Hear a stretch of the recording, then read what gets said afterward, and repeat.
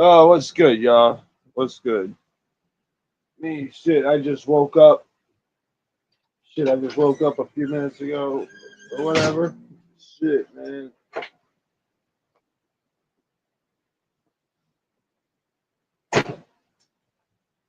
Been reading comments and stuff like that.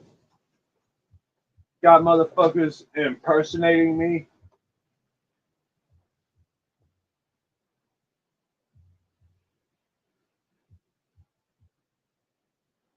Hold on. Let me check this shit. What's good, fam? I don't even feel insulted that this motherfucker made a fucking fake account of me.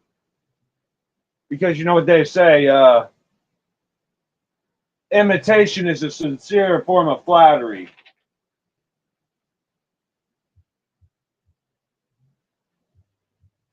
Yeah, I know. He did that to me too.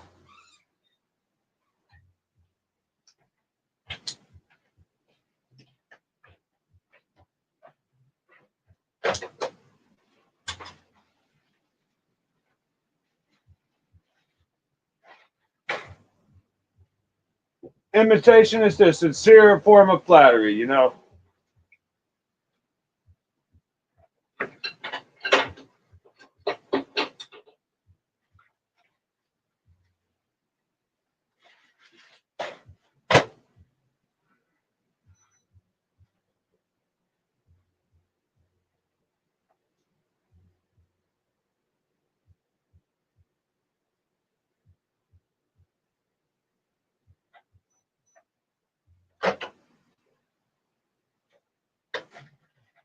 Damn sure can.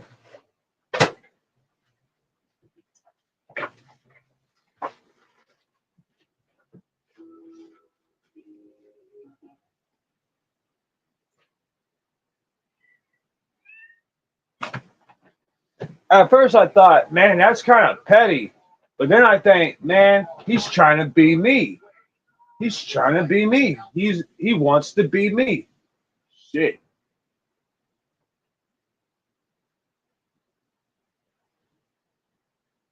Never felt insulted or anything like that. Just thought to myself, man, he's impersonating me. That's crazy.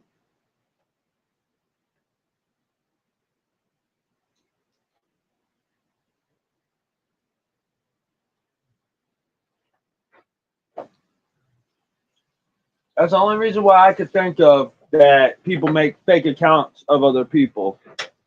You want to be them. Shit. Fat Will hates being himself, so he wants to be me.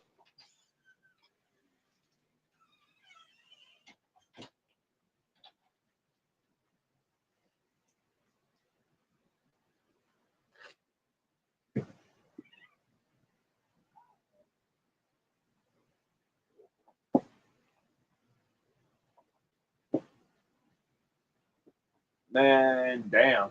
Fuck that motherfucker, man. He wants to impersonate people because he hates being himself.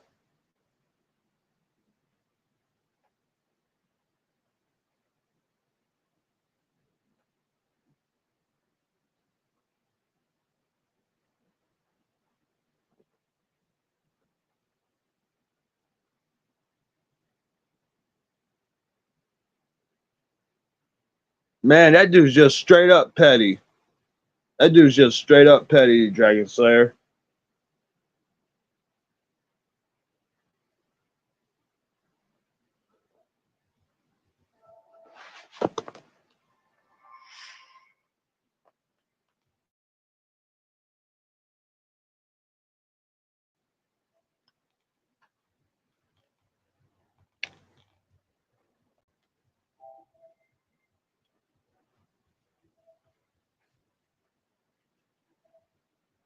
Why can't he just do what normal rappers do and fucking make a diss track, man?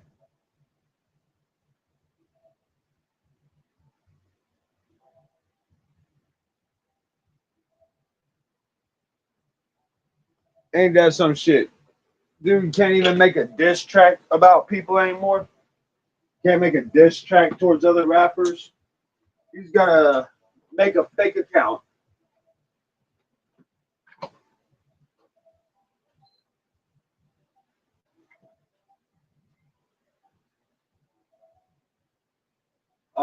Damn.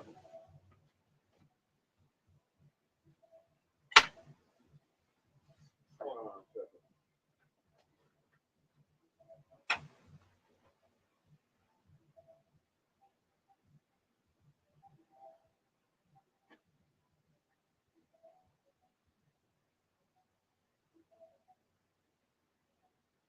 Damn, I guess the electricity went out while I was asleep earlier.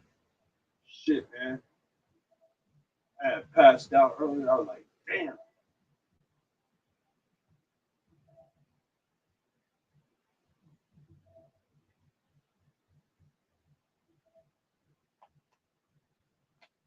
I was passed out of sleep earlier, fam. Shit.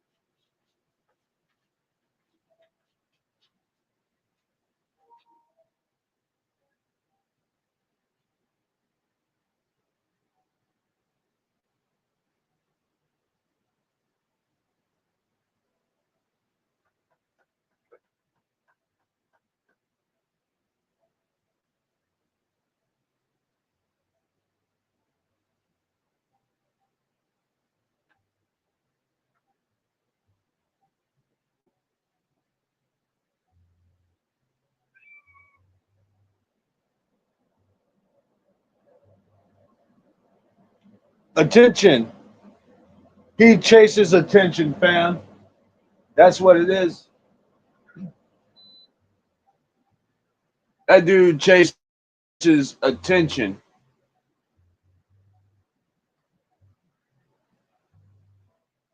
Shit, at least people that beef with me and I beefed with them, they actually made diss tracks. They didn't make fake accounts. Now you take Wolf, Snufflecunt, and the other people from the Demented Bastards group, they never made fake accounts of me. Most they did was fucking made diss tracks. I only got dissed one time by the Talk Side. I think that's the rapper's name.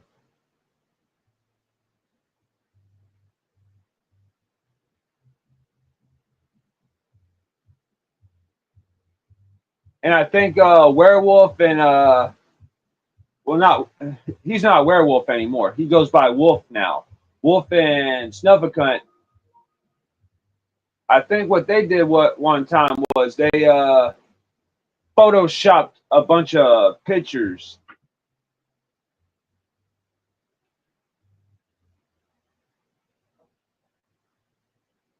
They photoshopped a bunch of pictures of me and other artists they didn't like and all that shit.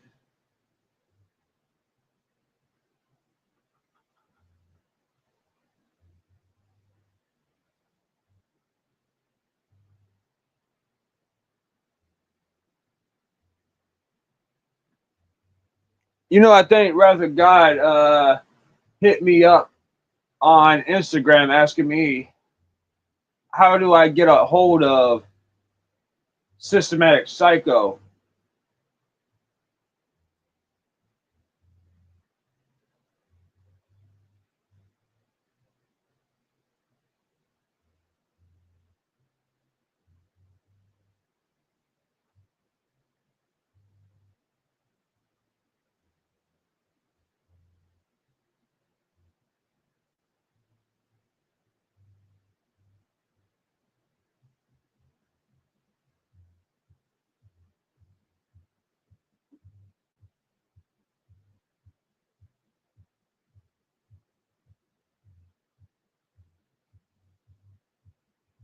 I never responded.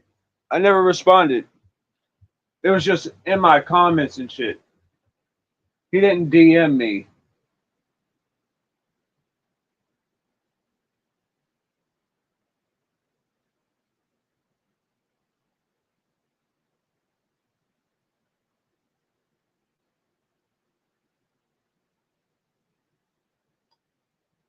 And what's his name? I can't think of his name.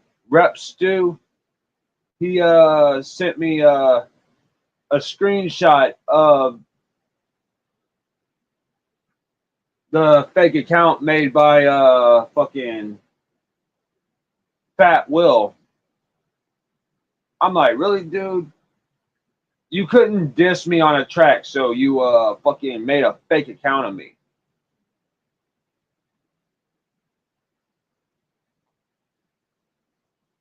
I hear that, man.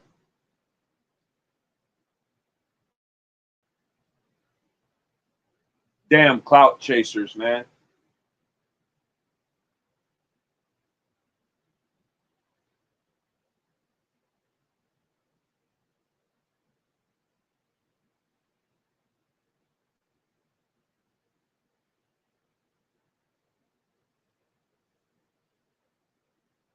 They just some fucking clout chasers. I'm like, what the fuck, man?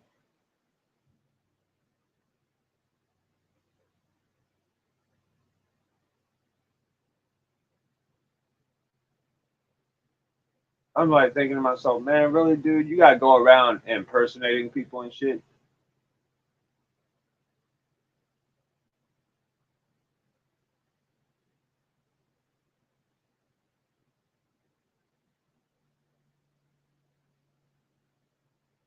Damn. I was passed out, man. I was passed out. Shit.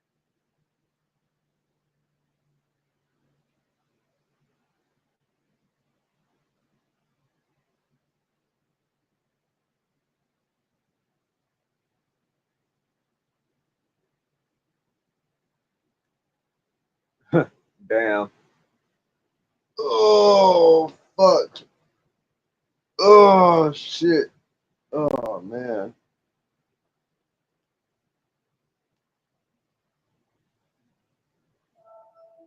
Oh, maybe that's why I don't feel too disrespected or dissed by that because man, I think that's just flattering. That's flattery. That's a sincere form of flattery.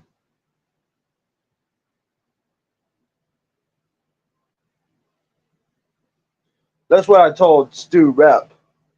I think that's his name. I think that's the dude that follows me on Instagram. He messaged me saying Big Will made a fake account of you. I'm like, man, that's imitation. That's imitation. That's what that is.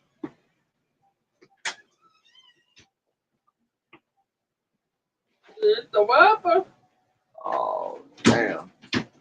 What? Whoa. Damn, I had just woke up from a nap.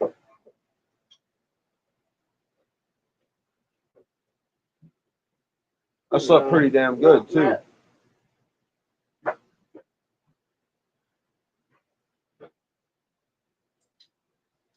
I know y'all did. I know y'all did. And actually, it was that same night that I was in that live stream with Red Hood, and I saw the comment that was removed.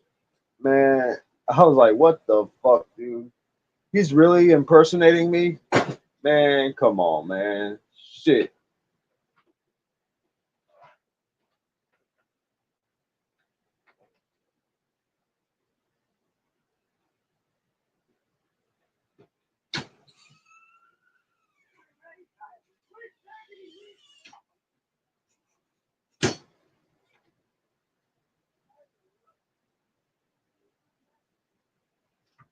I think to myself, man, that's dumb.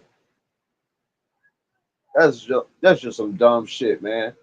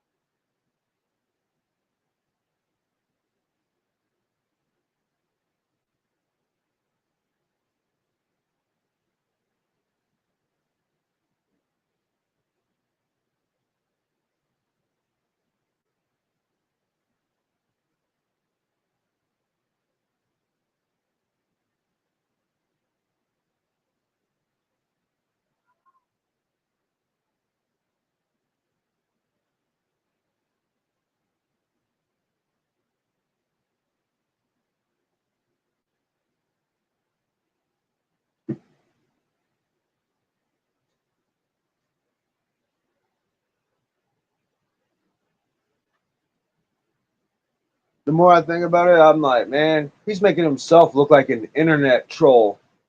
That's what he's doing. Shit, I don't even feel insulted or anything. I'm not affected by the fucking fake account he made of me.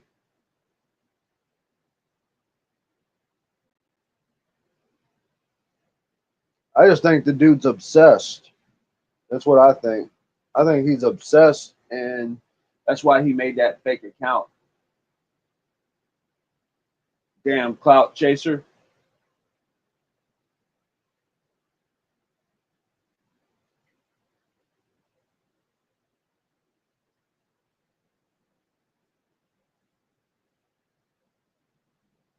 It's like what I hear people saying. Imitation is the sincere form of flattery, man. That's why I don't feel insulted that he did that. I don't feel insulted that Fat Will made a fucking fake account of me. Not at all. I just feel like he's obsessed or he's imitating. And you're bound to have a few fake accounts of made made of you, even on Facebook.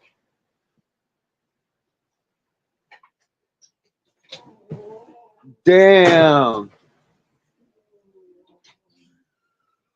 man, fuck him for that. Rest in peace, Geno cult shit.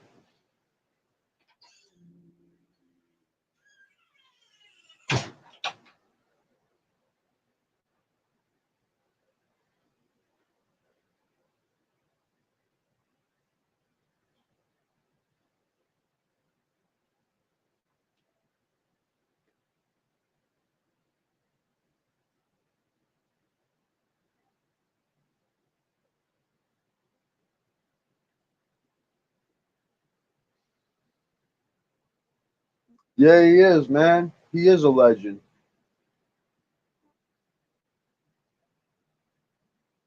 I watched that one YouTube video from Fago Lovers when they gave him that reward and Scum accepted it for him.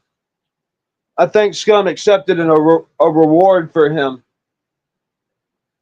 The little rewards that they give out for like album of the year, breakout artist of the year.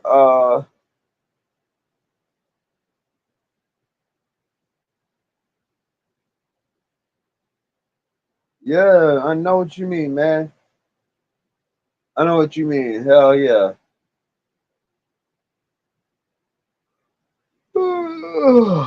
Fuck. I'm like thinking to myself, man, this dude had nothing better to do than try to impersonate me. Man, that's some crazy shit, man.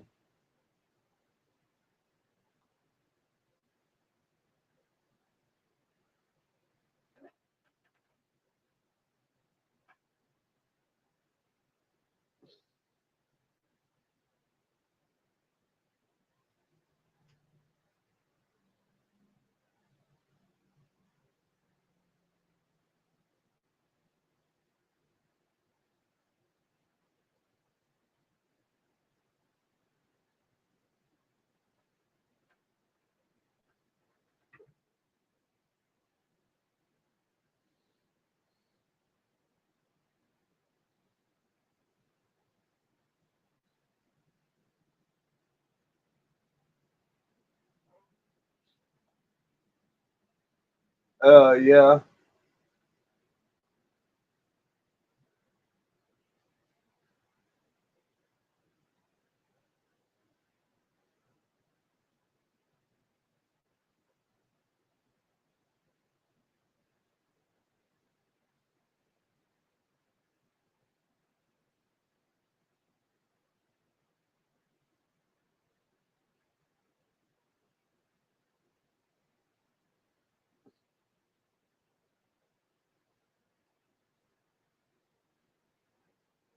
That's crazy. That's just crazy, man.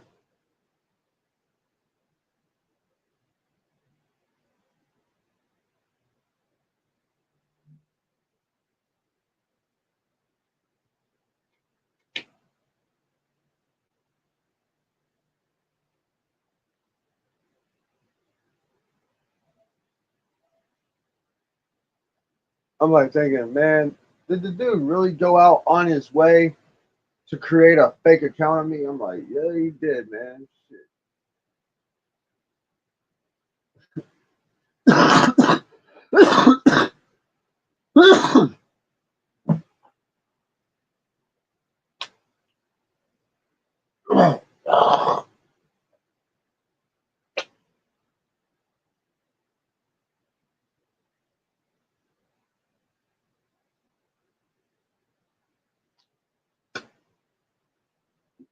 That shit's crazy, man.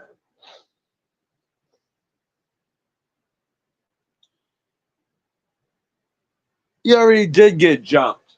You already did get beat up.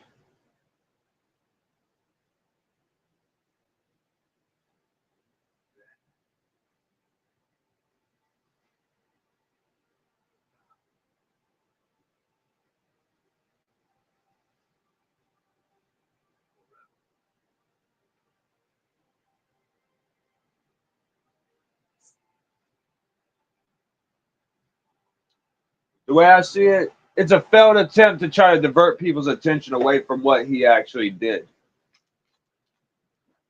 He figures that if he gets people talking about the fake account he made of me and other people, they'll take away their attention and memory of him fucking doing that shit to Mary Jane.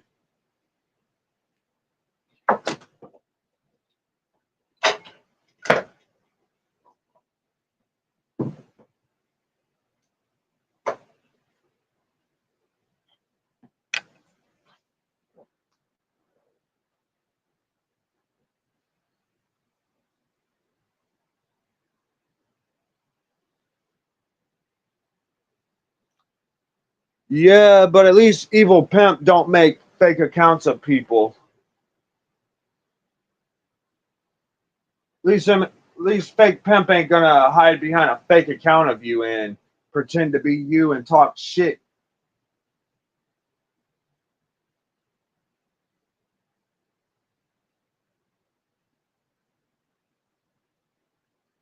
That shit's just crazy, man.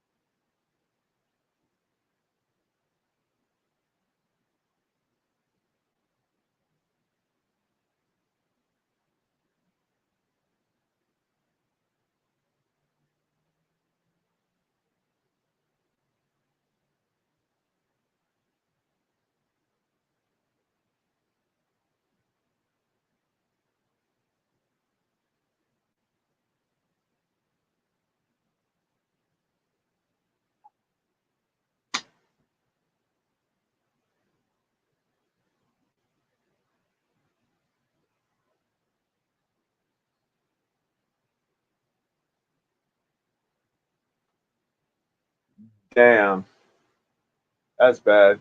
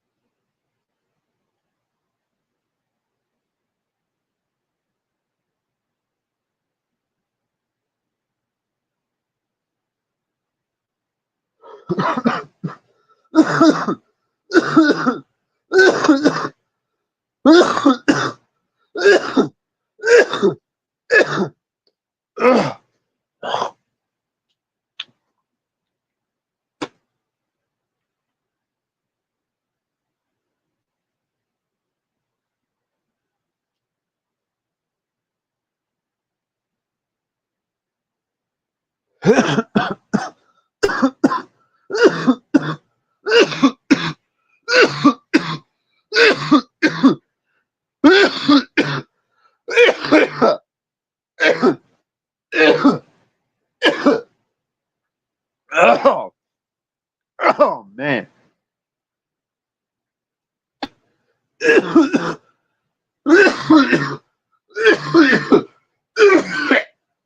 Damn. Shout out to Lady Chaos. Oh yeah.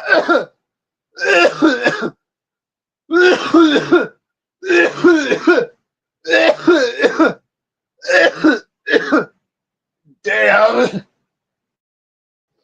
Oh, man.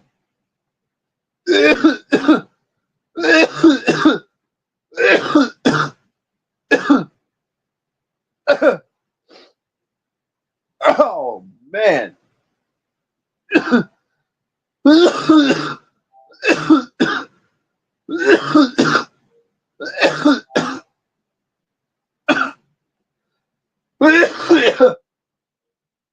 Oh, oh, man.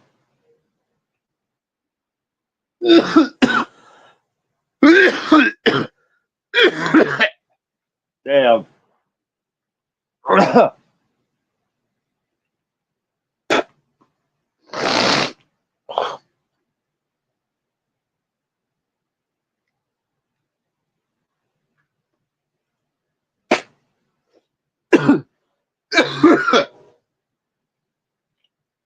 Damn. Oh, shit. That's what I be meaning to do. Thanks for reminding me, fam. I be forgetting that shit.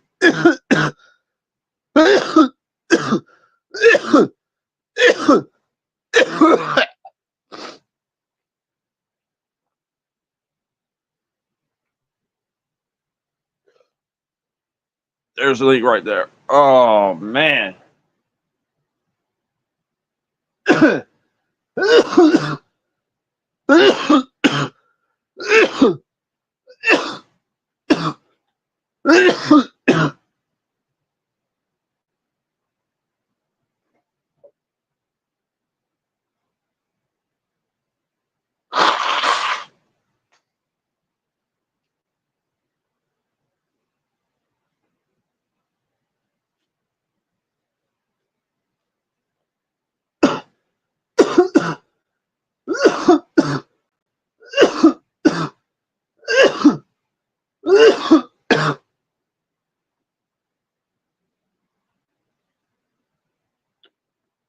Yeah.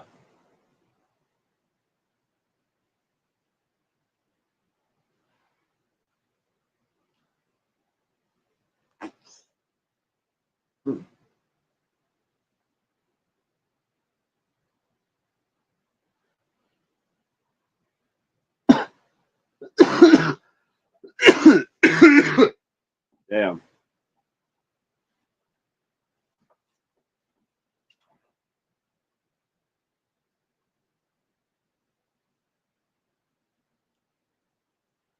Damn.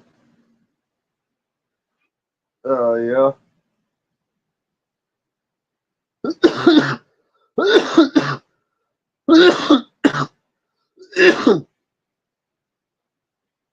I just hope he don't make any fake accounts of Provost, but if he did it to me, he'll do it to others too.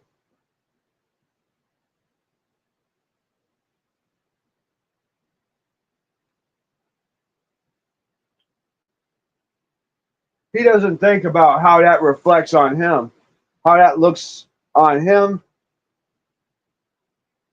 Shit, man. He don't think about no shit like that. I'm like, yeah, if you think about it, what he did was petty. That shit was petty as fuck.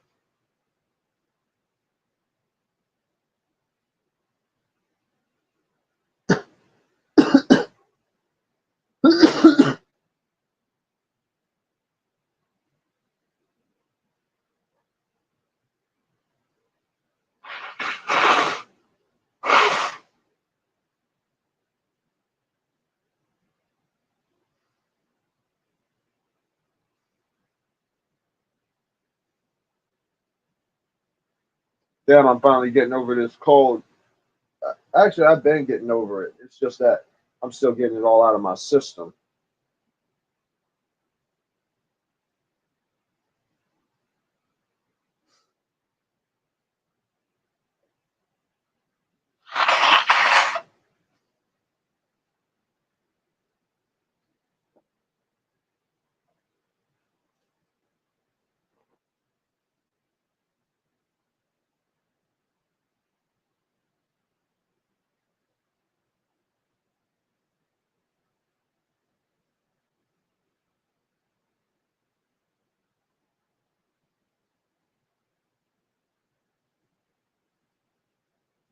Damn.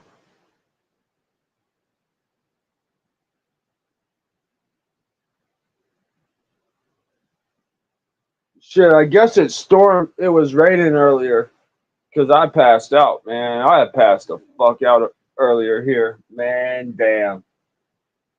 With all the weed I had, man, I was just straight up asleep. I didn't even smoke no weed this morning. I just was straight up passed out, man. I took a couple of hits off my black and then just let the TV play and put it on sleep and then just passed out while watching TV, man. Straight, I was out. I was fucking out, man. Shit. I guess it rained during then and the power went out too, but shit, man. I was just straight up shit passed out, man. I was dead to the world. I was dead to the world, man.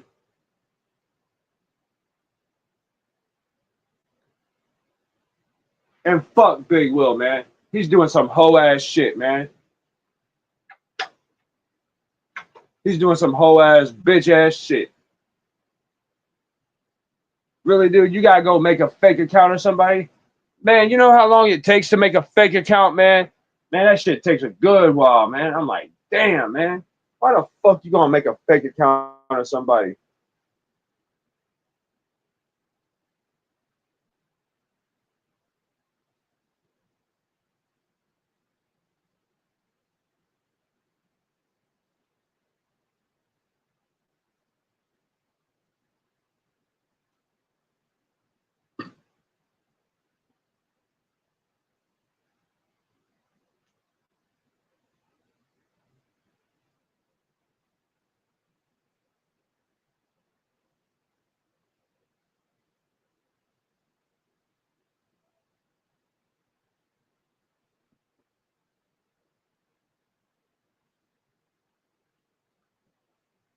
Shit, I'm calling him out right now, man. Big Will doing that bitch ass shit by making fake accounts of people. Man, that's just stupid, man. That's just dumb.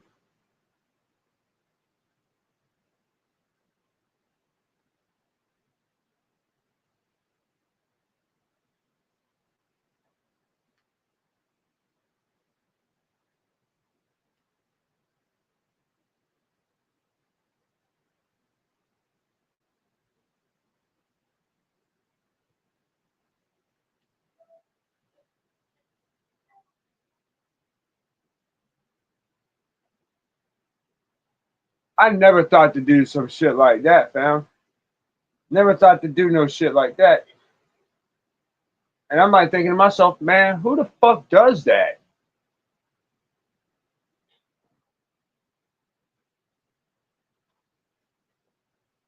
For real. Now I'm calling him out too.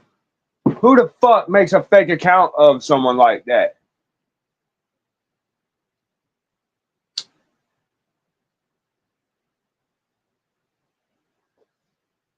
That motherfucker must have a bunch of time on his hands. He has way more time than I do on his hands. Shit, bitch, damn,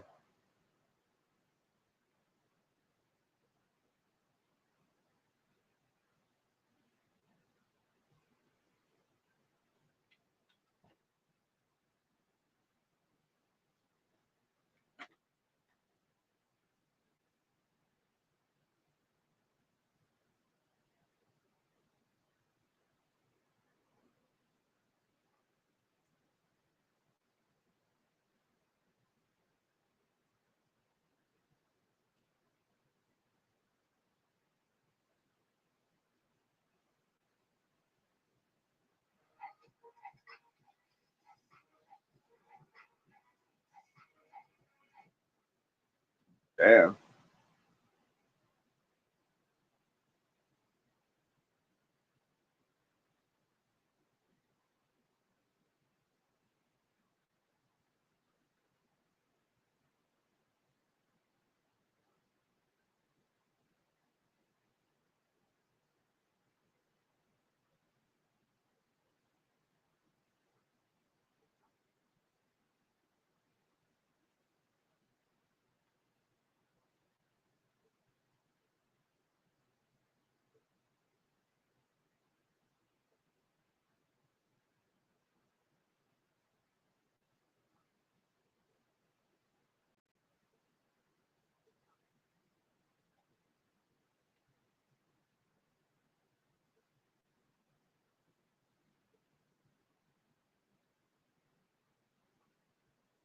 Smith.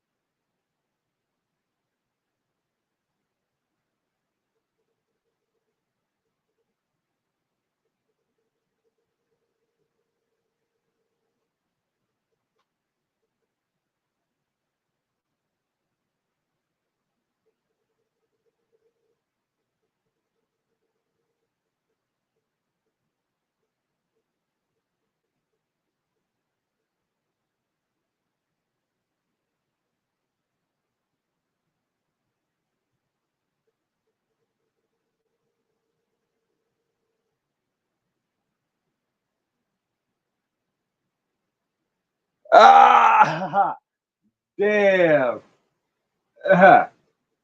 Big Willie's Diddy. That shit's funny as fuck.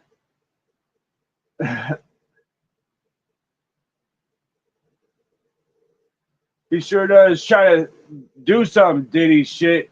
And Diddy is just actually a small time Epstein.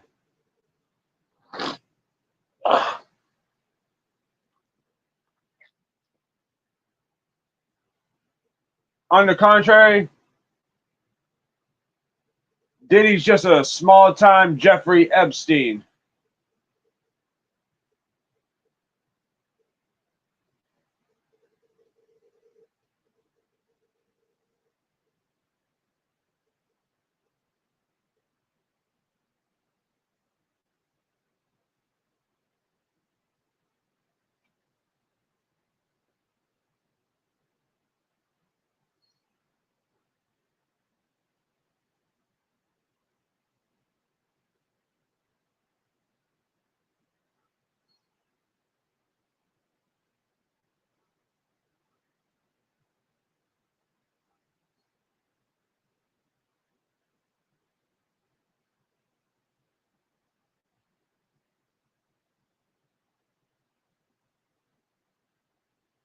But yeah, P. Diddy is just a small time Jeffrey Epstein.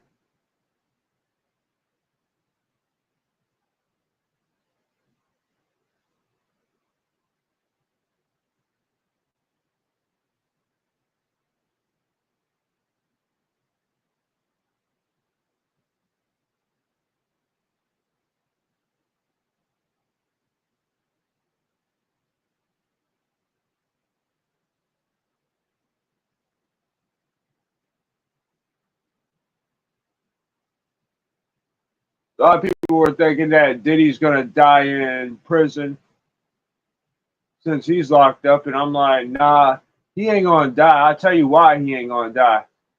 Because Epstein had all types of dirt on people.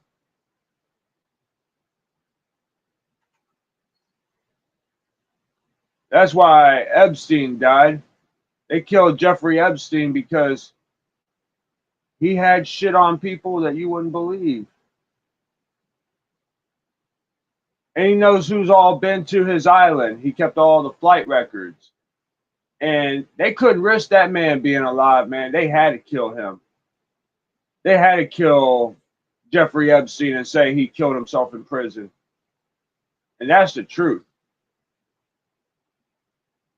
He had shit on people that would have sent them away for a long time. They would have been demonized in society. People would have been thinking, man, they did some fucked up shit.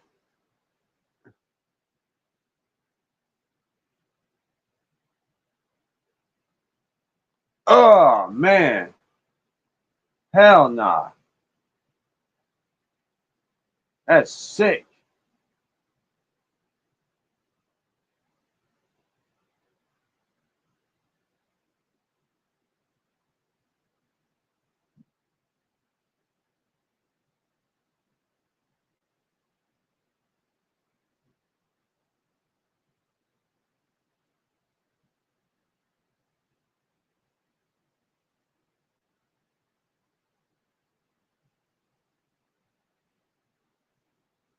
A lot of people don't know that fucking Diddy killed Brittany Murphy. If you think about it, he did. A lot of people don't know he killed Brittany Murphy. Diddy had a lot of people killed. People who worked closest to him didn't survive, man. He got people like that killed, man.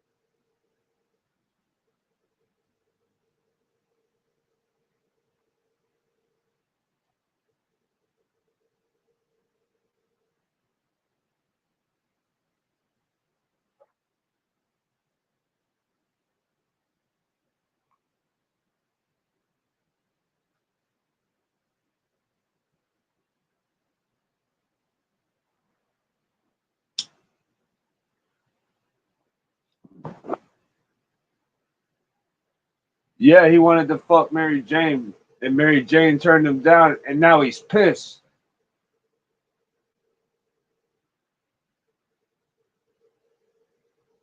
But shit, ain't nothing wrong with being rejected. Dude, don't you know I've been rejected? I don't give a fuck, man. And shit, if bitches don't want to give up the pussy, that usually means the pussy ain't worth getting anyways.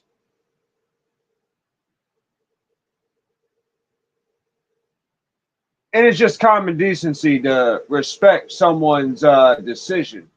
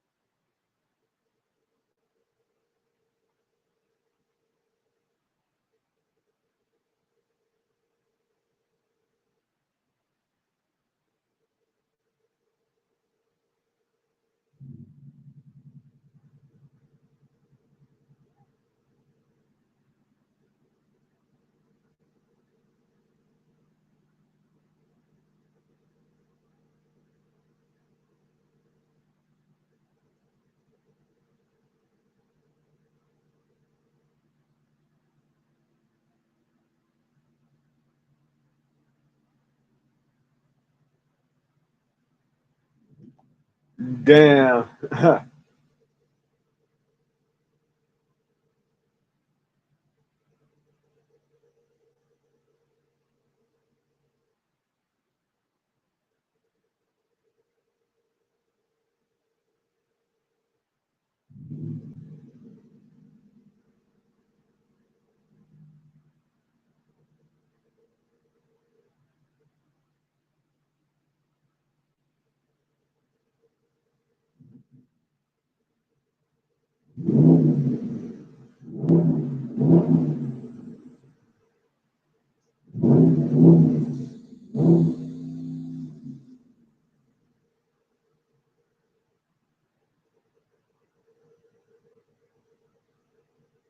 Damn, I'm high as fuck, man. Shit.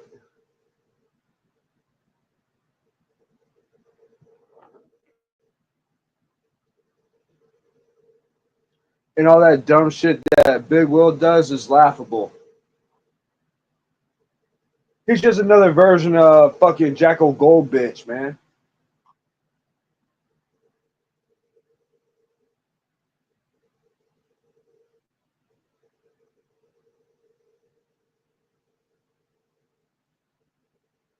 They do that shit that ain't even worth responding to.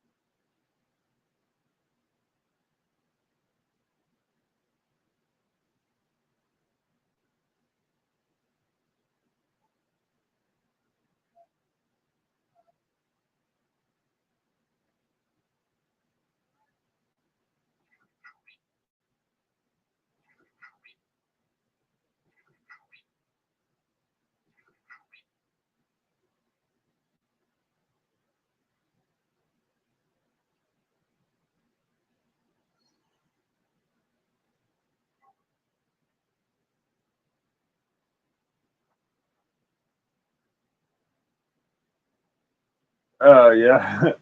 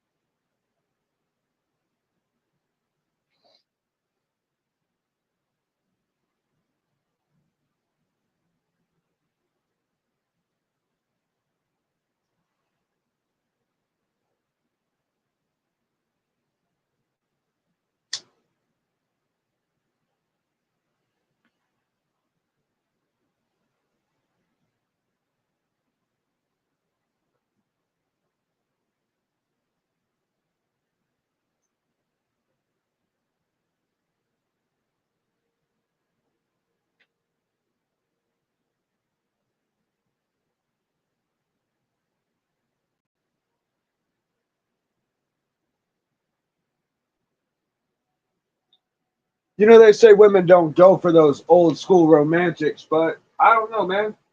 Shit.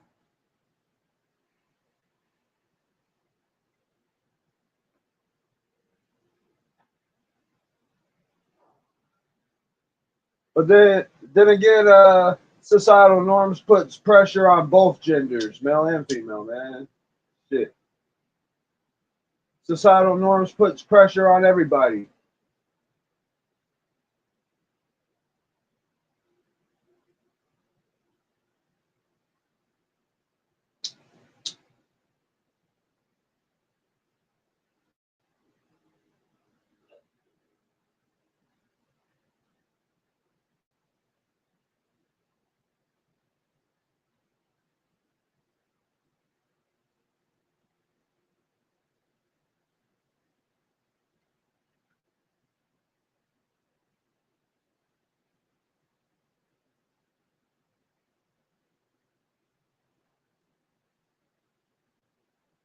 I know he does.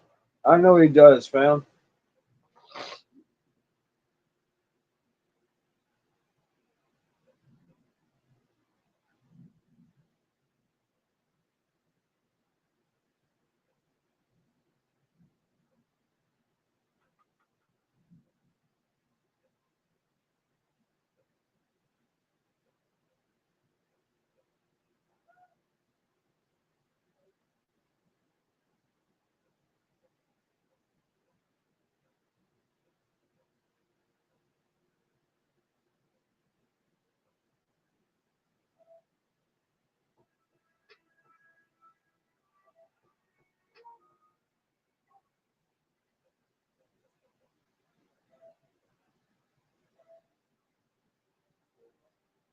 Ah, fuck.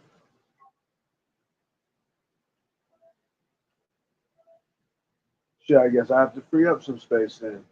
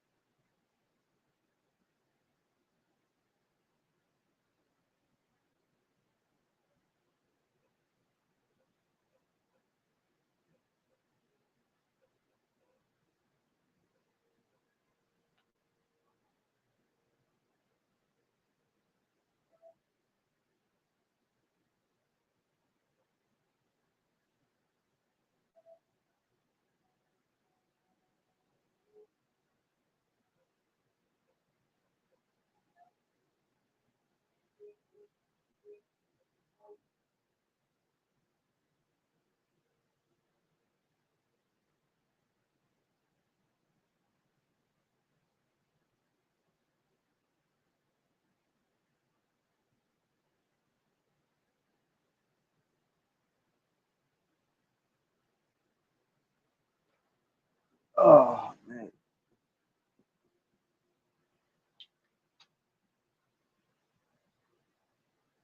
Yeah.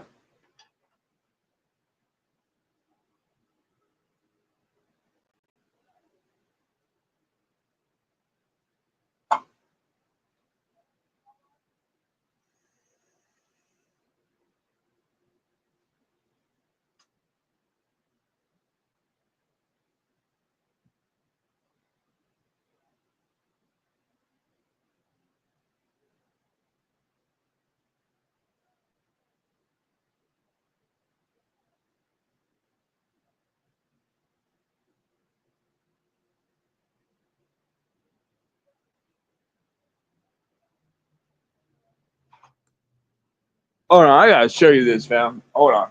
Oh shit. Let me step over here.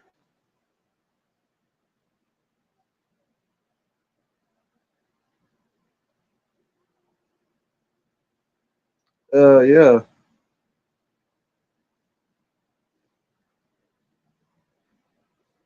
Let me step over here right quick. Hold on. How do I gotta figure out how to rotate the camera? Oh man, shit. Damn.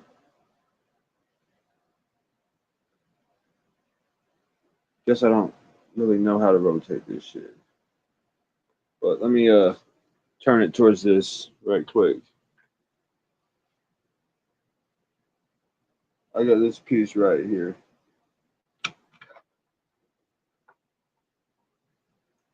I don't know if you can see that. It's a home theater projector. And then on the back of it, I got this Roku stick. Still trying to figure out how to get to work, man. This shit right here. Trying to figure out how to get that bitch to work.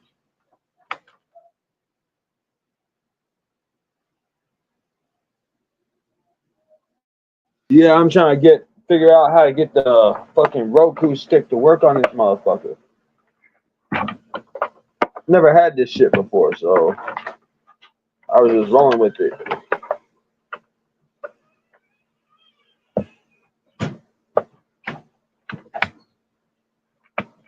It was working before, but then it just fucking quit working. I was like, son of a bitch, man. What the fuck, man? How's it going? Mama, it was just like that. It's your wife or shot. You better eat it. And that one, that the brother you're fun pug.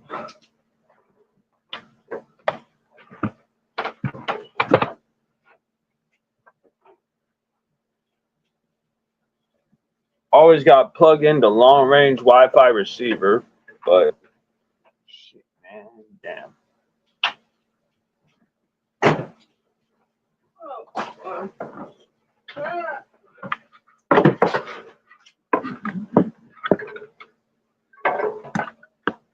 I'm gonna see if I could get it to work.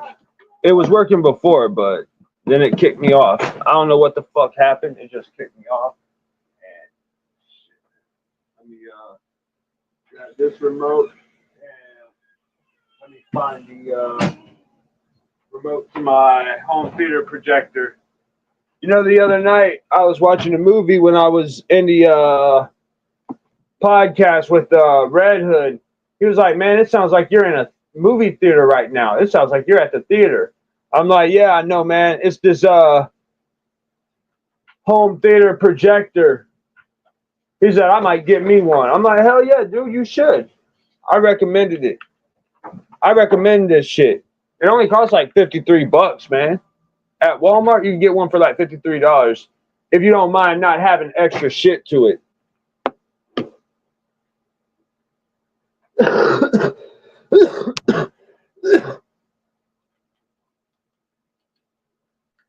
Me, I don't mind not having extra shit to it, so I'll roll with it. A lot of people won't roll with this shit, but me, I don't give a fuck. I'll roll with the shit.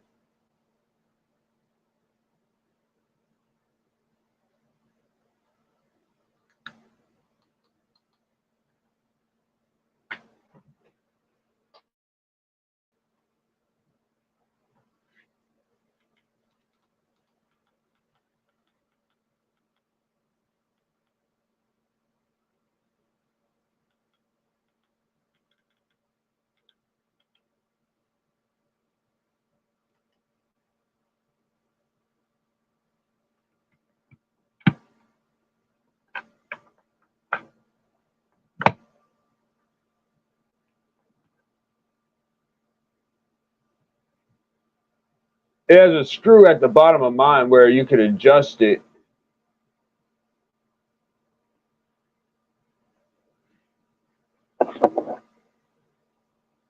Yeah.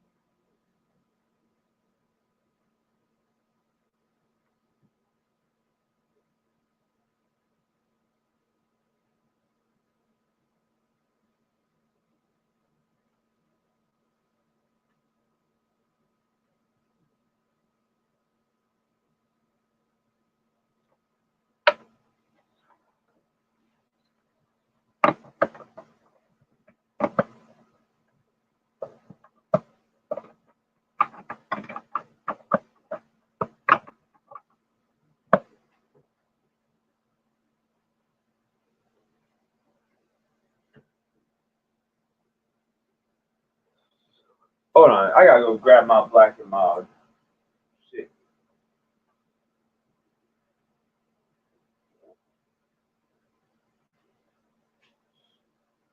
shit, man.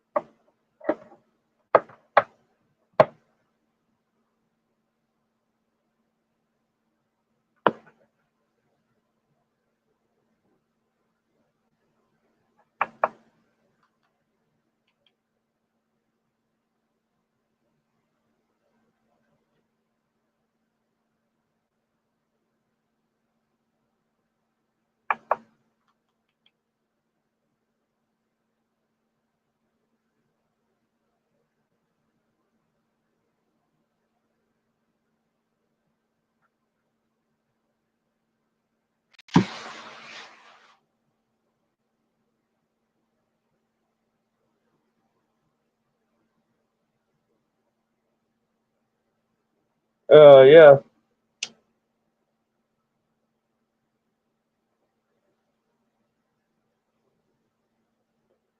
Give this link to Systematic Psycho. Yeah, man. Give this link to Systematic Psycho.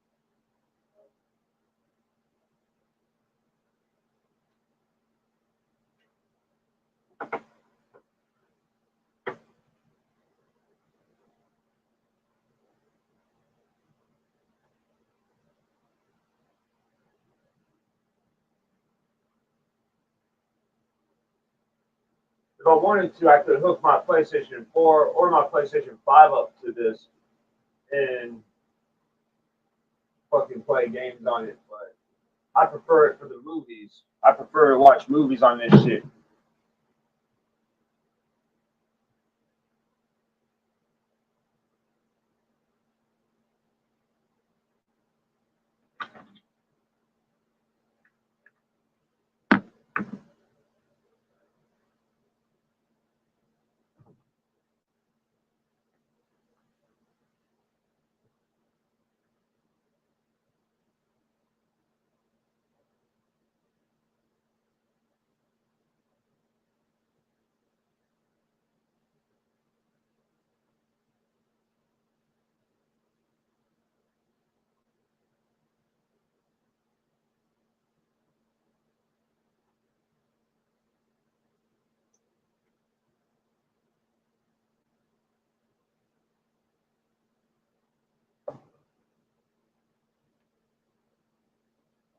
I need to find a way to unpair the remote, the Roku voice remote to from this from the TV.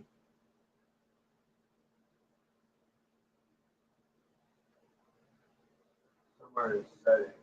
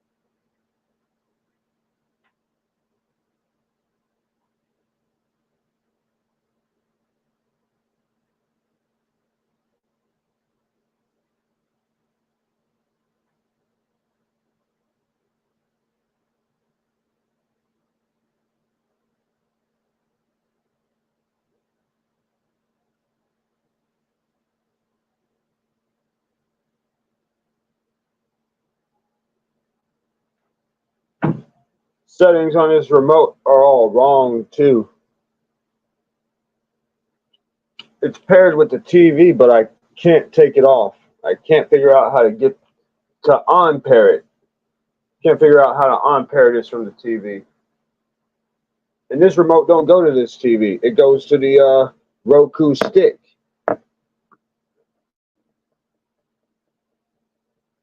Man, that's just crazy.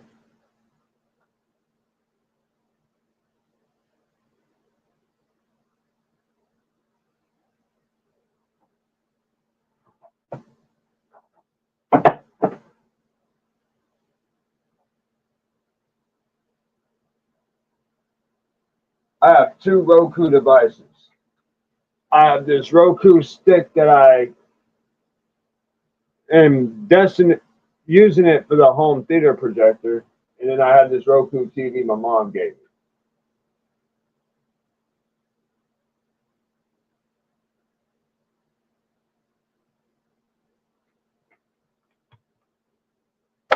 Oh man.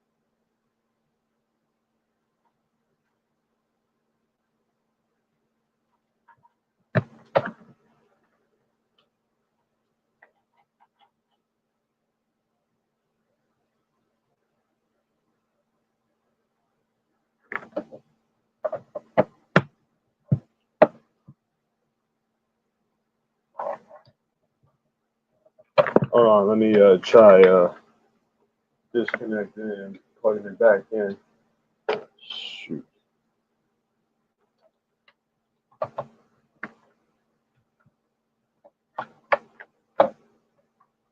Man, this shit be irritating.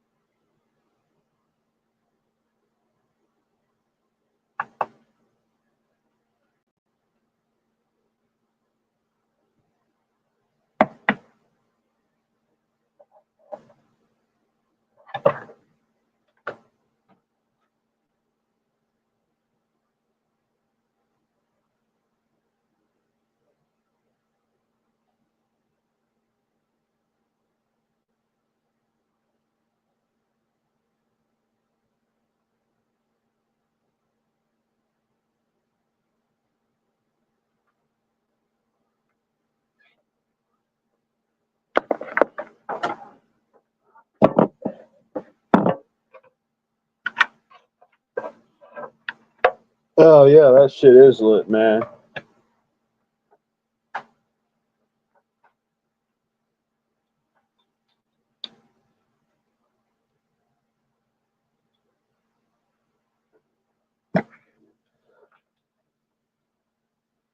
One would think that you're from my generation, fam.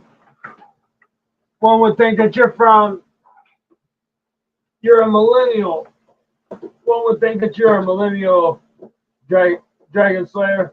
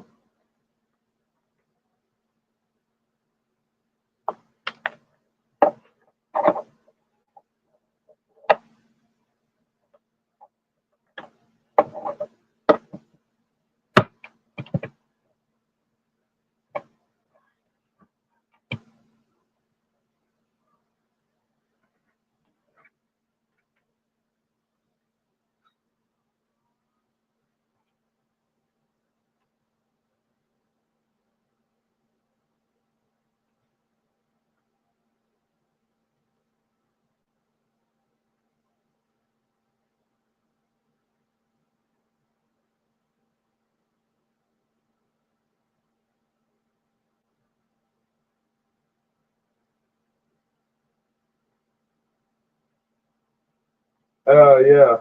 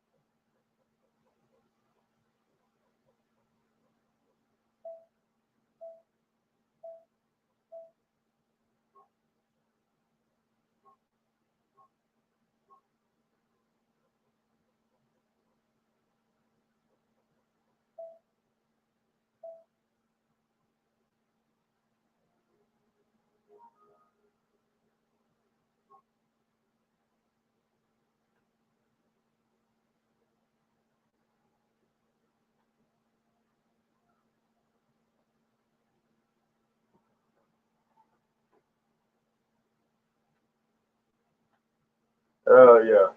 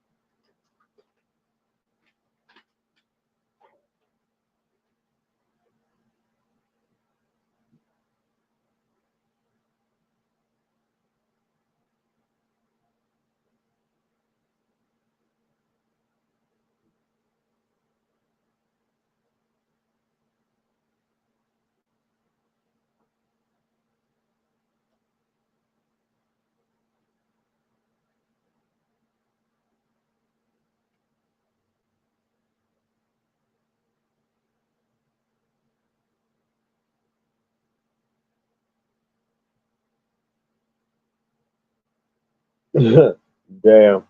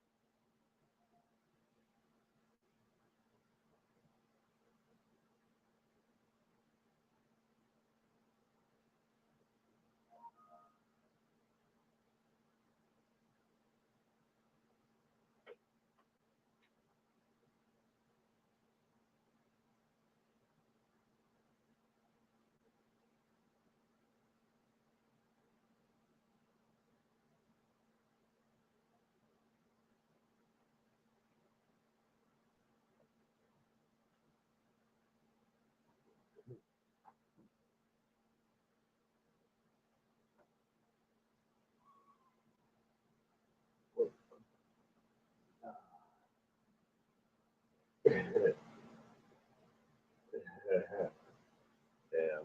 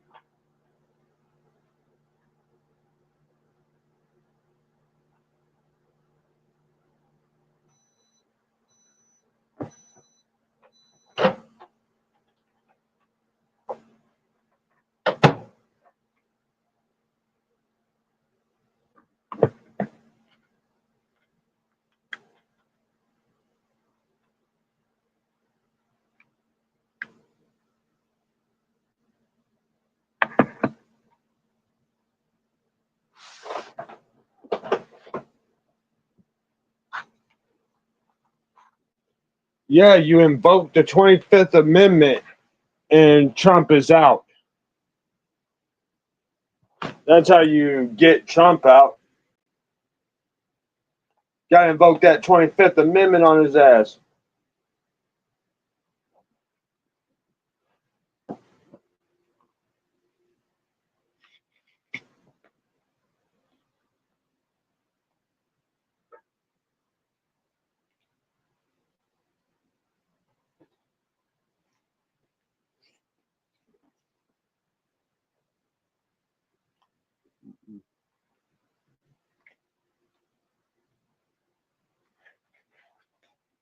Mm-mm.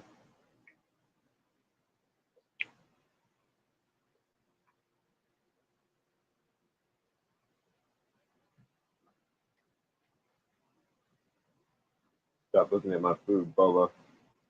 Talking to my cat. My cat's looking at my food. Hell no, boy. You can't have none. Sorry, Bola. This ain't for you. I gave you a treat, man.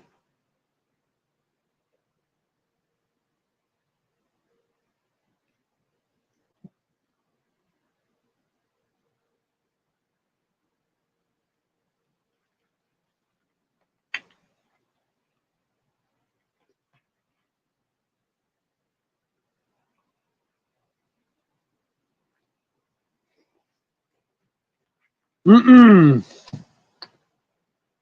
Mm-mm, boy. Mm-mm.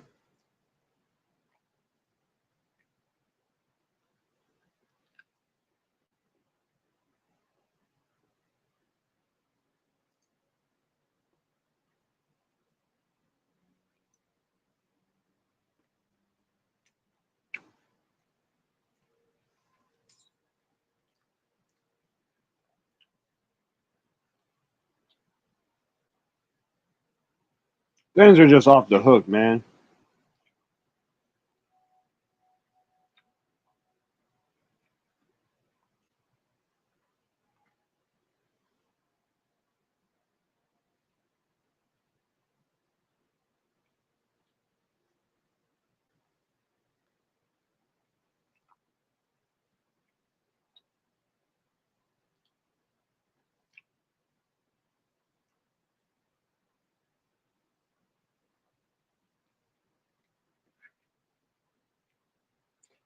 I was shocked about how this dude said that nobody has ever ate a real banana.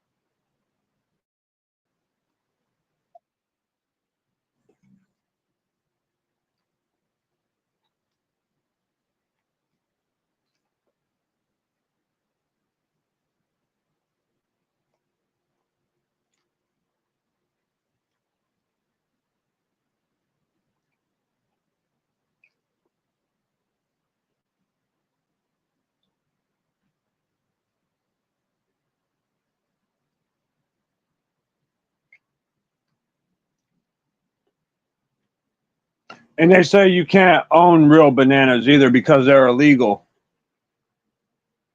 You can't own real bananas because they're illegal.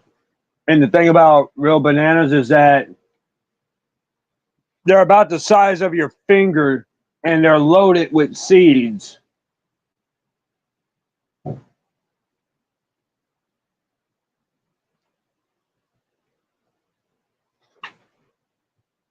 And the seeds give the banana a crunchy texture.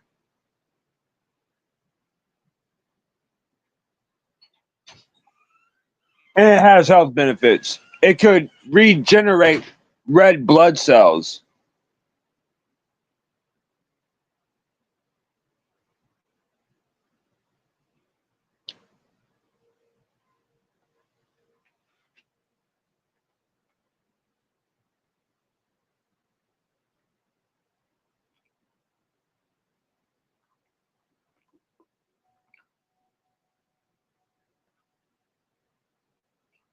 Ain't that some shit?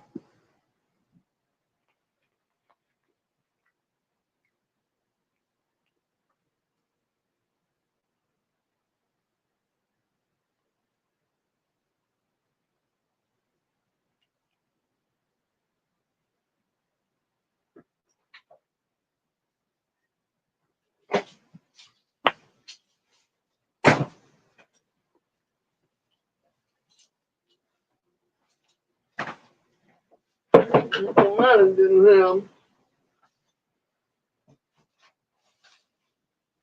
When I first started.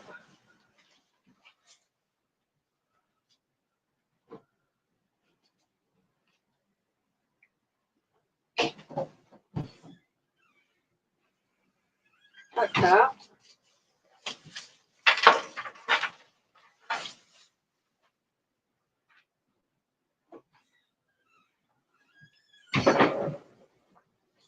If they're going up, check out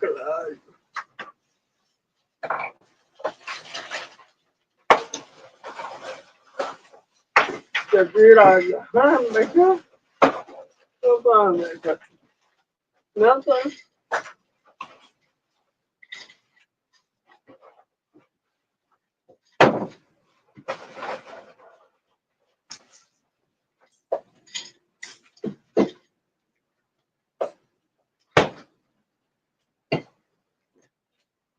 Damn.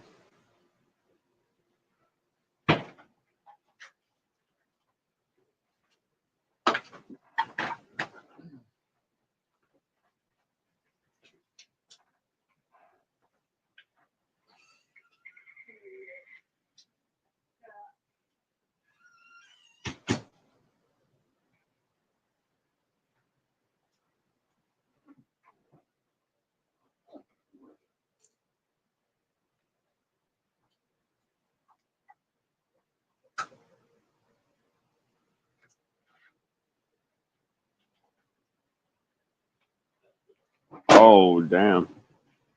Shit.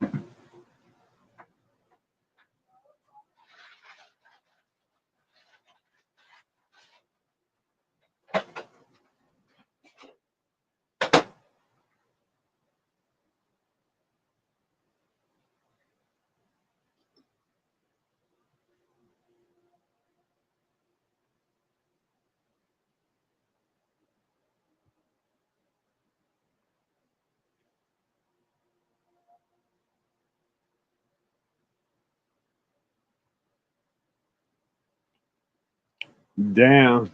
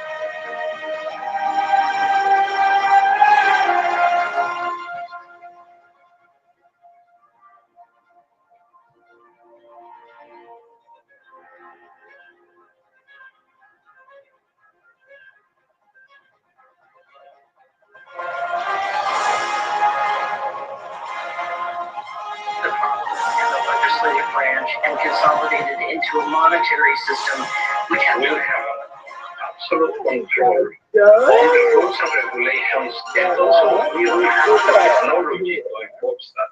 The goal switch would be the introduction of those digital IDs and central bank financial control. A world of zero trust.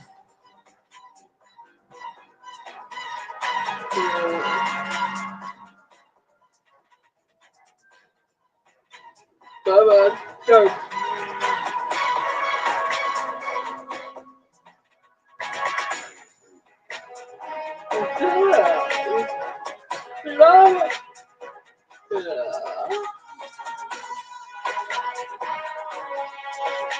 That black girl cat white out of rubber just came when I touched it right there.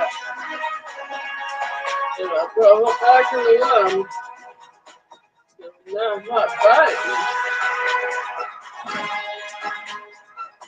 What? Shit, I need to find a flashlight and find my black and mild. Brave New Dawn is a fantastic story about the dehumanizing of human beings. In the negative utopia described in my story, man has been subordinated to his own invention. Science, technology, social organization, these things have ceased to serve man. They have become his master. Poor cat, that's a little cat. I put for dog. All the countries often portray the dystopian future of the world state, where every aspect of human life is controlled, from laboratory creation to the grave. He described the story as fantasy, but later wrote, "The prophecies made in 1931 are coming true much sooner than I thought they would. The nightmare of total organization has emerged and is now awaiting us, just around the next corner." With the rise of brain-computer interfaces and biometric sensors and so forth, all the bodies, all the brains would be connected together to a network, and you won't be able to survive if you're disconnected from the net. All life on Earth is going to be radically changed. It's a fusion of the physical, the digital, and the biological. It's changing who we are. These people have gotten to the point now where they are openly anti-human. Everything will be monitored. The environmental consequences of every human action. They cannot happen without digital ID. Once the digital ID is in place, it's game over for humanity. Whoa.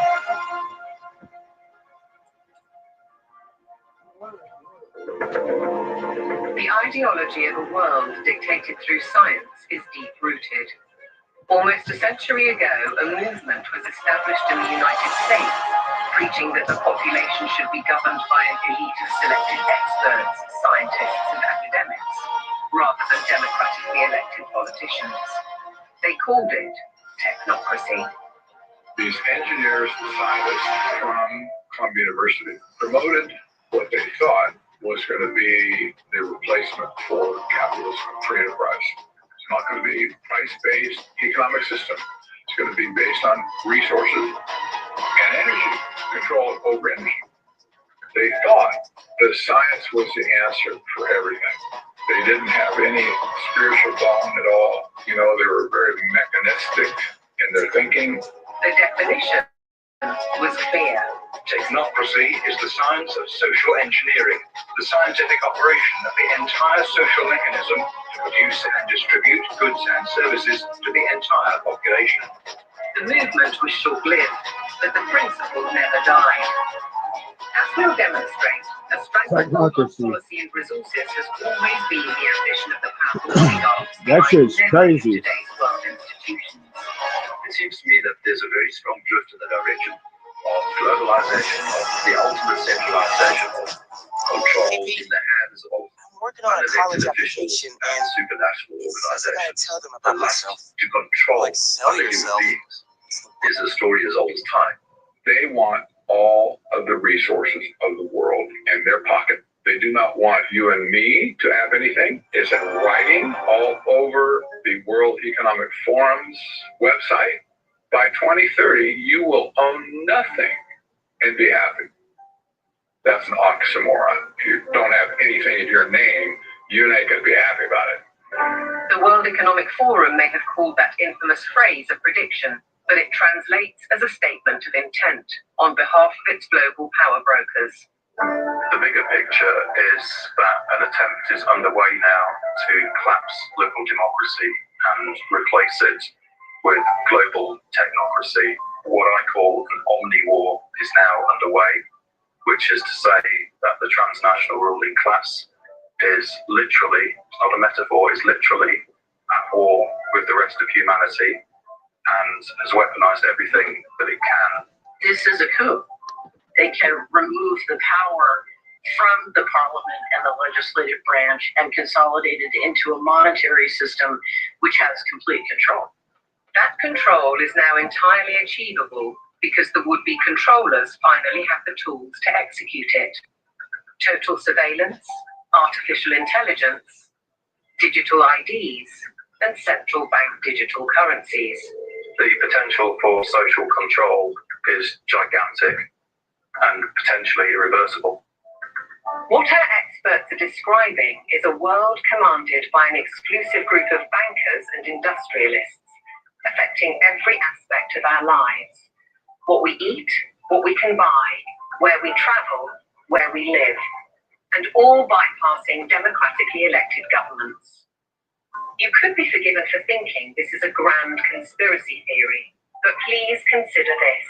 The term conspiracy theory has become one of the most successful propaganda terms of all time in closing down discussion and debate. It's a thought-terminating cliche, but nevertheless, it's surprisingly effective when you try to calmly present evidence in a factual and reasoned manner. In this film, we will present evidence that the global takeover is not only possible, it's actually happening, and has been decades in the making. They plan to commandeer land, reduce farming, and radically change the food we eat, transform the supply of electricity, and then dictate how we use it, and replace currency with a system of credits under their control. It's a classic template to win the war, take control of food, of energy, and of money. And here's the key. All three strategies are built on the premise of a climate crisis caused by carbon dioxide, a gas that is actually vital for life on the planet. So what if the whole carbon narrative was one gargantuan lie? A political maneuver to establish their brave new world. A big lie is a lie which is told on such a scale that ordinary people simply would You not hearing this imagine shit, fam? to be possible. People Damn. with empathy can't fathom that a group of people would organize and engineer this kind of mass atrocity to get where they want to go. It should come as no surprise that financial kingpins are calling the shots. And it's certainly no conspiracy theory when banking executives spell out their intentions. No money, no choice. We are on the brink of a dramatic change where we are about to, and I'll say this boldly, we're about to abandon the traditional system of money and accounting and introduce a new one. And the new one, the new accounting, is what we call blockchain. It means digital. It means having a almost perfect record of every single transaction that happens in the economy, which will give us far greater clarity over what's going on. It also raises huge dangers in terms of the balance of power between states and citizens. We are shifting to a new financial system, but the general population is not shifting to a new financial system. It's shifting to a control grid. CBDC can allow and private sector players to program, to create smart contracts, to allow targeted policy functions. For example, welfare payment. For example, consumption coupon. For example, food stamp. The program with CBDC, those money can be precisely targeted for what kind of people can own and what kind of use this money can be utilized. The key difference with the CBDC is that the central bank will have absolute control on the rules and regulations, and also we will have the technology to enforce that. They're saying we can control with rules. We don't need currency anymore. And so it's no longer a financial system or a currency system. It's purely a digital concentration camp. It's a slavery system. When Catherine Austin Fitts talks, we should listen. She's a former high-level investment banker in New York and held senior office in the first Bush administration in Washington. There may be 1,000 models of how it could work. But essentially, you will have, whether it's a banking account or a credit card, and it can be turned off and on. So my incentive system is not you go to work and work hard and you get money. My incentive system can be based on how you behaved in the last 5 minutes, on a 24/7 basis. CBDCs, as the name suggests, would be issued by central banks like the Federal Reserve in America and the Bank of England, not by high street banks. They would signal the end of cash, and every transaction you make would be transparent and held on a permanent database. Crucially, under a net zero regime, your carbon footprint could be at the heart of the system. We're developing, through technology, an ability for consumers to measure their own carbon footprint. What does that mean? That's where are they traveling? How are they traveling? What are they eating? What are they consuming on the platform? So, individual carbon footprint tracker.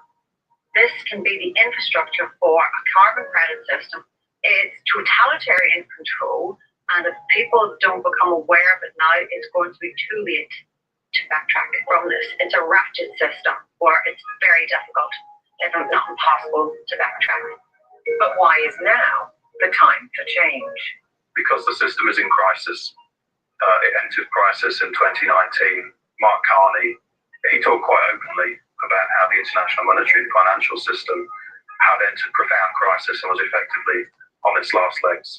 If you study the history of how the central bankers designed technocracy, you know, essentially when they created the Fed, they said, look, this can't last forever. We're going to need, you know, at some point somebody's going to get hit to this game. We're going to need another system. And I will say this because I used to be part of that group. You know, I was born and bred to be a central banker. They plan ahead hundreds of years in advance. Predictably, the money brokers seem to hold all the cards. As a subtext, does the ruling class need to protect itself as artificial intelligence threatens mass unemployment?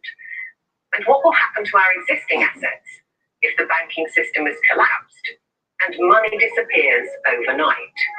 In an unknown future, one thing is certain. Digital IDs are essential to the project.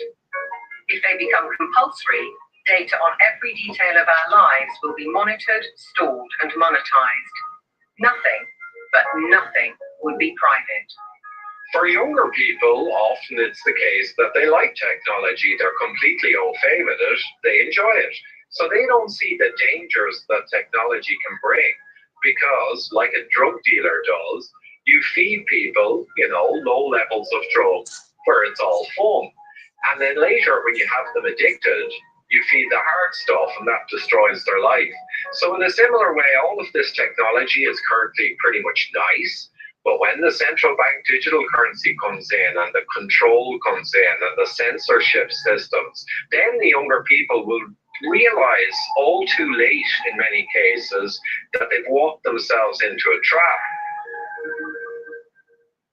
The digital prison. One man who knows the dangers only too well is Aman Javi, who was at the forefront of digital development in Silicon Valley, California, for 25 years. He left when he recognized the dark side of surveillance technology, choosing instead the peace and beauty of Montana. He's an expert in facial recognition. It's a technique that is used to uniquely identify the biometrics of any face. So in a device like your smartphone, and most modern smartphones in the last 5 or 7 years, they have a 3D camera module in the front of the phone, which you cannot see. Within that module is a near-infrared projector, which projects tens of thousands of dots on your face. Those dots are then distorted based on the contours and the features of your face. And there's a near-infrared camera then takes a picture of that distortion, captures it, and then reverse engineers the exact profile of your face. In the longer term, facial recognition will be used to unlock your digital identity, which is going to be a tool of control for the agendas that are coming down the pipeline. Elements of that control are already with us. Alexa, good morning. Good morning. You are never alone in your home, and this is why. All your devices at home and all smart appliances, they are all connected on a wireless network. Many of these devices will have cameras, many will have microphones, and so they are monitoring everything all the time. Your smart appliances are communicating with the smart meter and sending it real-time usage data. If there's a Ring camera also in your home, a mesh network is formed, and all your devices are being tracked within the home, its location, its usage, and all the data is going to Amazon servers. When you leave your home, all modern vehicles are connected to the internet, so your automobile is being tracked all the time.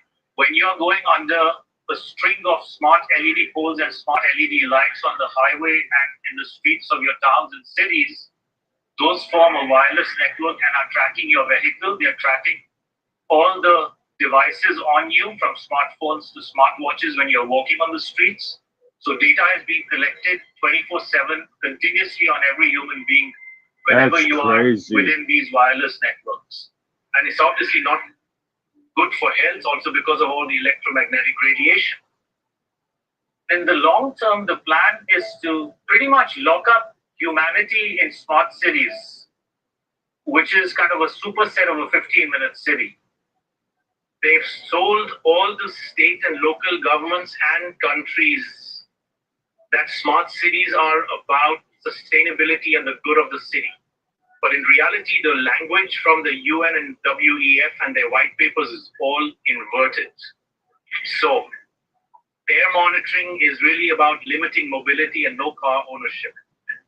Right? Surveillance, control via LED grid is why the smart lighting is there. Yeah. Water management is about water rationing. Noise pollution is about speed surveillance. Traffic monitoring is about limiting mobility.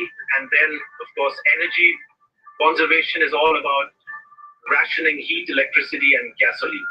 Another concept one should be familiar with is called geofencing. And that's, think of it as an invisible fence around you, where you cannot go beyond a certain point. And that will be related to your face recognition, digital identity, and access control. Your smart contracts, SoftBrick can turn off your digital currency beyond a certain point from your house. Our world has been turned into a digital panopticon.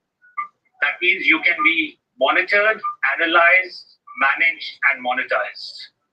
Surveillance capitalists are already making billions of dollars selling our information to big corporations, because this kind of detailed knowledge enables them to predict and influence our behavior. Worse, our children are being exploited. There are a lot of board games and other games that are already in the market and have been for over 2 years that have cameras inside and underneath these LED screens that are observing and scoring and emotionally calibrating the faces of all the children. So are all the iPads that they use in schools. They're all manipulating children's behavior by what they display on the screens. And child data is big business. There's a concept called social impact investing, which people should read up on. If your kids are in schools, they are already being traded on Wall Street in real time. They can bet on groups of kids, whether they're going to be successful or not, whether they're going to become computer scientists or environmental engineers. So children have become essentially a commodity and have been for years with this system. And once it's fully in place, it is going to be used to fully control the behavior of children as well as how they behave with respect to diversity, equity, inclusivity, etc. The Chinese have already gone one step further. Classrooms have robots that analyze students' health and engagement levels. Students wear uniforms with chips that track their locations. There are even surveillance cameras that monitor how often students check their phones or yawn during classes. These sensors pick up electrical signals sent by neurons in the brain. The neural data is then sent in real time to the teacher's computer. We've been drawn into this digital spy network in the name of convenience, connectivity, safety, and especially entertainment. The 3D world of cyberspace creates virtual lives that are often more exciting than reality. Why is this technology being developed? It's all for the culmination of this digital prison from which there will be no escape after all the switches are turned on. The critical switch would be the introduction of those digital IDs and central bank financial control, a world of zero trust. Zero trust is based on a simple principle. Never trust, always verify. Zero trust is a protocol that is implemented by cybersecurity companies. And what it really means is we don't trust you and you have to prove who you are all the time, 24/7. So think of it as going from a world of implicit allow to default deny. In tomorrow's world, once zero trust is implemented in, say, retail, everything will be behind plexiglass doors with a 3D camera, and it will only be unlocked through your digital identity and facial recognition if you have the available carbon credits in your digital currency. If you've reached the limit of your allowance, it could be access denied. This would apply to fuel, to travel, to meat and dairy products, to clothes and other consumer goods. Because everything in life could be valued by its carbon footprint. Even access to the internet could be denied. So the new world of zero trust is really a world of locks. It's like an inverted prison. You are supposedly free to roam about, but everything you want to access is behind lock and key. That sucks. Most advances in science, including AI, bring great advantages to the world. They can enhance and improve human endeavor in almost every walk of life. But you don't have to be a scientist to see the flip side.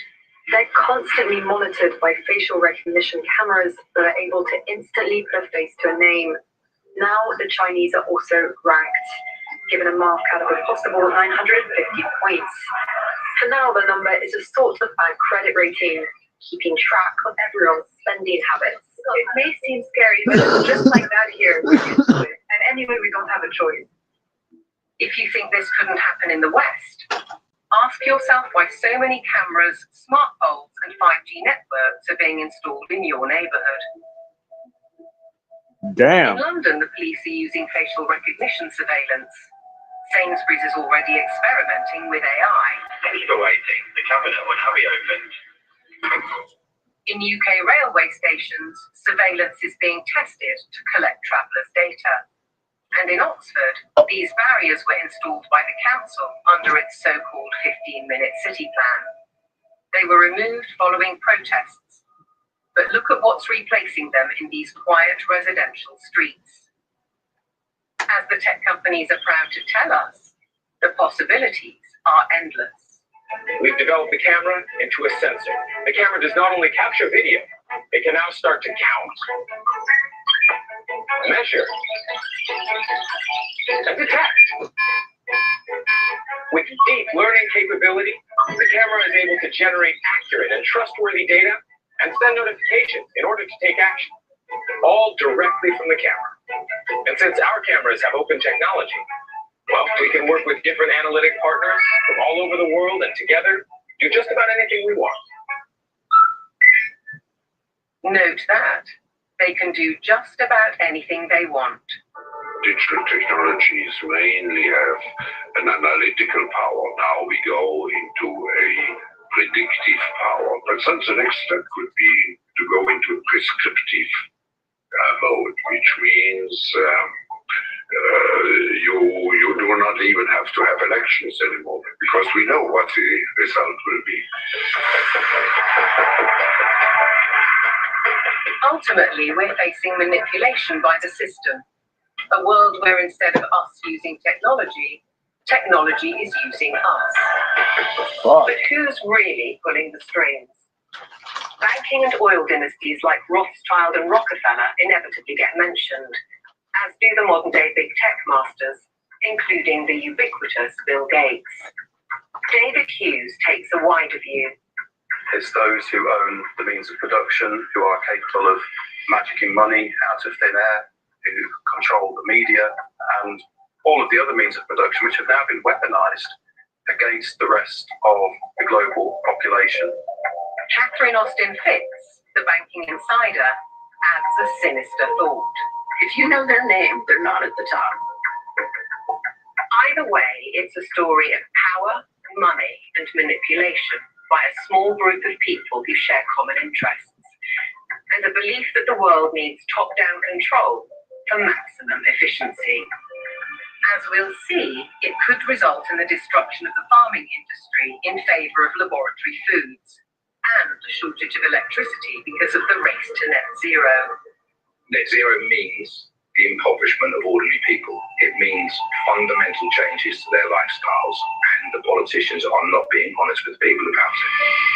Surprisingly, the blueprint for transformation is woven into the United Nations Agenda 2030, ostensibly a vision for a better world. The master plan. Excellencies, ladies and gentlemen, I say again that taken together, the 2030 Agenda for Sustainable Development and the Paris Climate Agreement provide humanity with a master plan for a sustainable way of life on this planet. New York City, late September 2024, the setting for the United Nations Summit of the Future, a gathering of member nations to reinforce and accelerate Agenda 2030 and its 17 Sustainable Development Goals. or SDGs. The plan has a broad spectrum and is full of worthy ambition. But behind those deliberately bright and colourful boxes lies a darker theme, a shifting of influence and potentially power towards unelected world bodies. The strategy goes back well into the last century, and pressure is growing because the goals are far behind targets set at the grand relaunching in 2015. 17 Inspiring Sustainable Development Goals, the SDGs. Our aim is clear, our mission is possible, and our destination is in our sight. To end poverty and hunger, address inequality, protect our planet, and build a life of dignity for all. It appears to be a noble and ambitious program for a perfect world. And who could argue with those aspirations? But critics insist the goals are not what they seem. Alex Newman is a journalist and broadcaster who's been investigating the issue for 15 years. He has his own way of interpreting the rhetoric. You have to learn to speak what I call UNEs. You have to know what the terms mean if you want to truly understand what is being discussed. When they talk about peacekeeping forces or the peacekeeping role of the United Nations, they're actually talking about the war-making capabilities of the United Nations. So you have this Orwellian doublespeak. When they talk about transparency, more often than not, they're talking about eliminating your privacy. Human rights is another very, very good example. They make very clear in this document that your rights can be restricted under the guise of public order or morality or whatever the case may be. And so they're saying, here's your rights, but by the way, they're not really rights. We can revoke them at any time. The UN is filled with contradictions like this. Like, for example, when they talk about gender equality, right? A normal person in the Western world thinks gender equality means a woman has a right to earn money, to own property, to have all the rights and privileges that a man would have. When you look at the individuals who lead this movement within the UN, you're talking about radical feminists. You're talking about people who are very interested in dissolving the nuclear family. As you dig into these goals, it's very clear we're dealing with something far more nefarious. Once you look past the marketing slogans that kind of warm and fuzzy, we're going to end hunger, which again is just window dressing, you realize that this is actually a blank check for totalitarian global control. You realize that this is actually a blank check for totalitarian global control. Damn. That's some shit right there, man.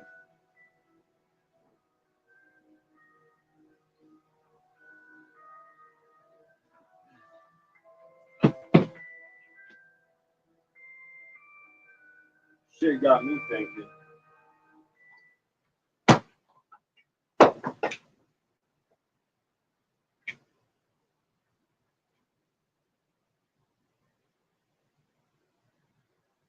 For Chevy, this isn't just a race. It's science at over 200 miles an hour. It's physics and engineering. Innovating and refining. It's testing our cars, our limits, and ourselves.